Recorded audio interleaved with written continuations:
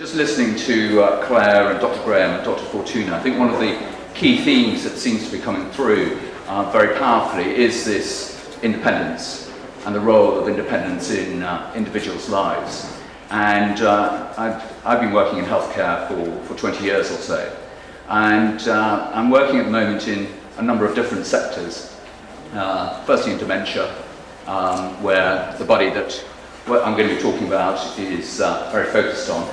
And also on falls, and a number of falls in the country.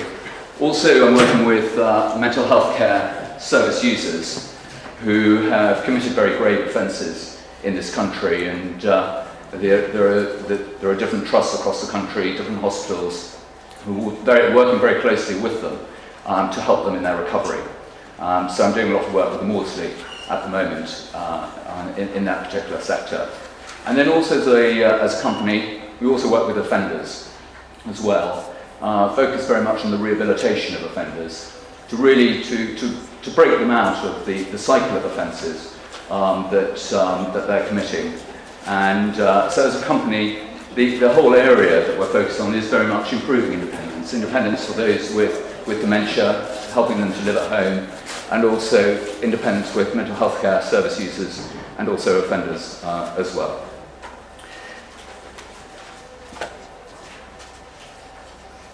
In terms of looking at technology and working in this particular field, what I found very interesting is the relationship between the market pull and the technology push.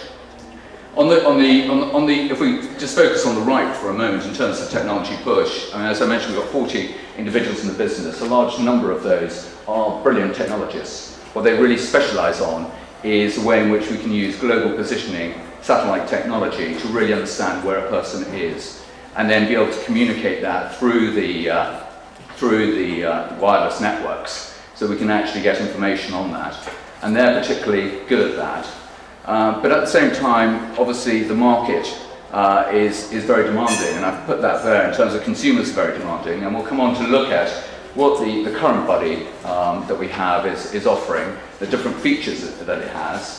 But what's also I find very interesting, talking to individuals in dementia or mental health care or with offenders, or people working with offenders, is they're very demanding.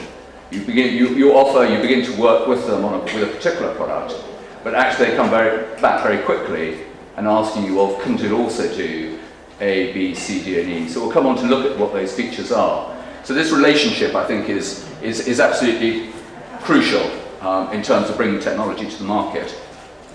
Underneath I put innovation entrepreneurship. Buddi, as I said, is a small business. We're all entrepreneurs, effectively. We're all talking to clients in the market. We're finding out what it is that they need. We're working with the technology teams to bring those products to market. And our founder, Sarah Murray, she's what would be termed a serial entrepreneur. I mean, she's set up a whole series of businesses over her lifetime. And she founded Buddi about 4 or 5 years ago, and really with perceiving a personal need that she suddenly saw. She lost her daughter for a moment in the supermarket, and actually the security guard said, well, why don't you go to the entrance, watch the cars going out of the car park, and just make sure that your daughter's not in one of those cars. And she suddenly thought, actually, we've got the GPS technology, we've got all this information, how can we use that to great effect? So that was a trigger, and that's how she began to work in healthcare and then with offenders as well. So I think this innovation entrepreneurship is really crucial, is having people who suddenly have those ideas and then saying, well, actually, we can do something about it, let's try to solve it together. What I've set out here is just the markets. I mean, I think we've heard already this morning, just in terms of really the number of the size of the markets that we're speaking about, particularly with the aging population. So 2025, we've got 1 million sufferers from dementia, going up from just over 500,000 today. So the issues in this area are only going to increase. Dementia costs the UK of 17 billion per year, or £25,000 per person. That's a current cost at the moment. So it's a significant cost to our society. And that's where the role of health economics becomes very important, and it's an area that I've specialised in over the years, and a lot of work with the Maudsley is looking at cost-benefit analysis of the different technologies we have Early onset, recognizing the need. This is one of the great issues, that in a sense a consumer or a customer doesn't actually recognize the need until it actually happens. So, and this is, particularly with areas such as dementia or with falls, it's often very difficult to persuade someone who is very fit, 60, 70, 80, my father's 91, he's still driving, he's still very well, he's as fit as can be. But trying to persuade him that actually there's a bit of technology that would really help him for an event that actually hasn't taken place is awfully difficult. So I think that's part of one of the challenges that companies such as ourselves have in this particular sector. In terms of technology, I'm going to just put this down just quickly. I'm not sure how many of you have seen a Buddi, but so I brought one along. I mean, firstly, of course, is packaging. Just thinking about the consumer, packaging is extremely important. And the actual Buddi itself, if I can get it out of its box, is a relatively small device.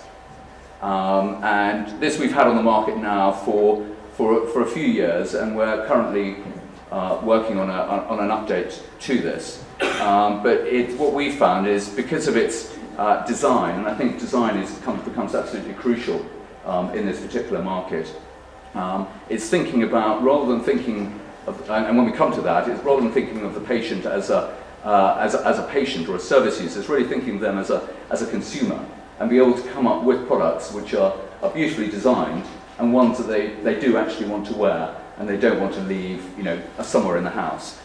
So that's something that our design team very much work on in terms of new products as well. And if anyone wants to come and have a look at it afterwards, then please just say it. So, I mean, I was saying how demanding consumers are. So in terms of hardware, it's small and discreet. Its location, it tells precisely where you are, and I think this is one of the issues about GPS technology, is actually the precision of that technology. So there are many GPS devices, but actually trying to get one that's actually precise as to where you are, that's the real trick. Also fall detection, as I mentioned, just making sure that that actually takes place, because that's a key area, as we can see from the other side of the 3.4 million people over 65 suffer a fall in each year. Reliable, with a long battery life, emergency services, and also an audio system, and also coverage 24/7 as well. So in other words, we have a customer call centre which is taking alerts on a regular basis on a 24/7, 365 days a year. In terms of that's the hardware. The other clever part of it is also the software as well. So there is, with this particular product, if let's say you have a member of the family who is suffering from dementia, they're beginning to wander away from home, you can, as a family member, and you're living at some distance away from them, you can help them with a Buddi, but then you at a distance can actually log into via a internet through a password onto a particular screen, which is your screen, which will show precisely where your family member is at any one time. You will also be able to set up what are termed Geo Zones, for example, around the home. If, for example, you are concerned about your family member wandering away from home, you can set up a Geo Zone around the home, so that if they go through that particular fence or Geo Zone, that will set off an alert. And the moment it's an alert, we can then, our monitoring station, our customer care centre, can actually then decide who they should phone. There'll be a protocol. They would then phone either the local hospital, or they'll phone the family carer, or they will phone the police, depending on the seriousness of the matter and the individual that's involved. So that combination of hardware and software is absolutely crucial, and effectively builds up a community, not only of the patient and the wearer, but also the family members, of other members of the healthcare services who are also looking after that individual. Again, in terms of the consumer, it has to be something that's very, very easy to use as a software base. So it's very much few clicks. It's something that when you're using it, it's you're very clear about how to go about using it. It identifies immediate location, and also, as I say, maps of geofence as well. We then have supporting that, we have the monitoring company. It's integrated with care packages, and we work directly to the consumer, so you as an individual can buy it yourself, or you can work through local authorities as well. So the two channels are very much open to you. We also provide regular technology updates, and also, as I mentioned, we've got a Buddi Tech Centre, Buddi Care professionals who are there to help the consumers and the customers in terms of using the particular service and making sure they can use it to the best effect as well.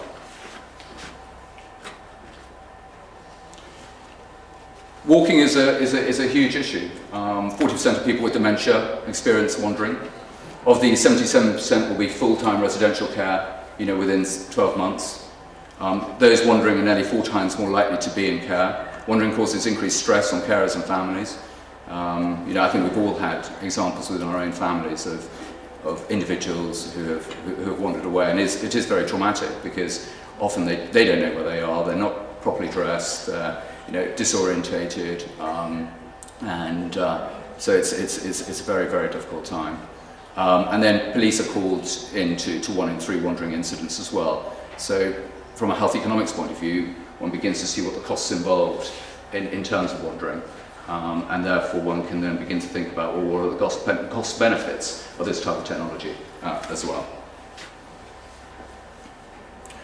What I've set out here is just some shots of the screens that you would have as an individual who is linking in through the internet onto your own particular set of shots and screens that you're using with the Buddi system.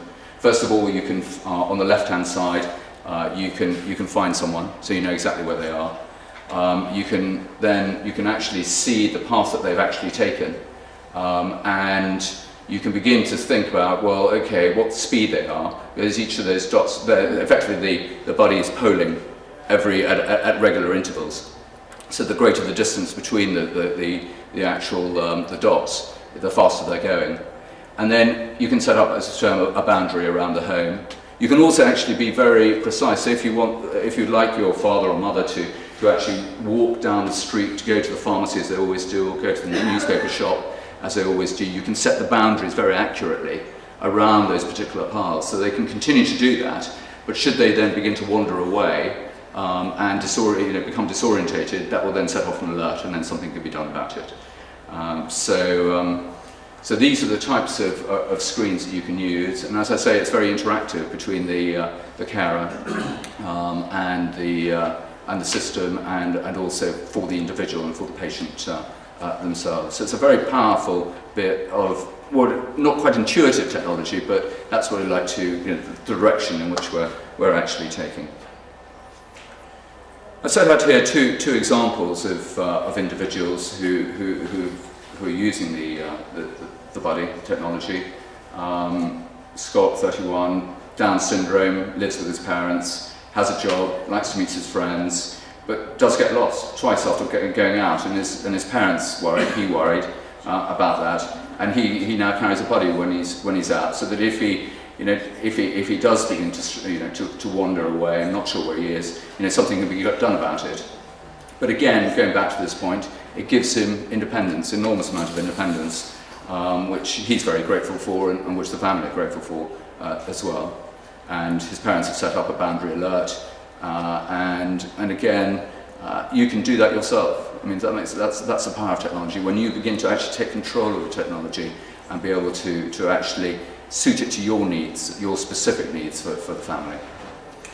Jack, 84, he lives alone in his own home, and then I think that's going to become a rising issue of people living alone in their own homes, and many people wanting to live independently rather than going back into care homes or into care homes.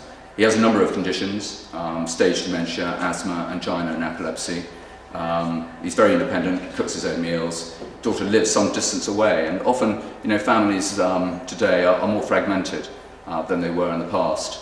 And so the individuals aren't always necessarily living together, and you will have a son and daughter who's living away in a different city, but potentially in a different country, and they would be able to get access directly through the internet, straight onto their website, go straight in, and they'll be able to see exactly where their family member is at any one time. So again, that can give enormous amount of strength.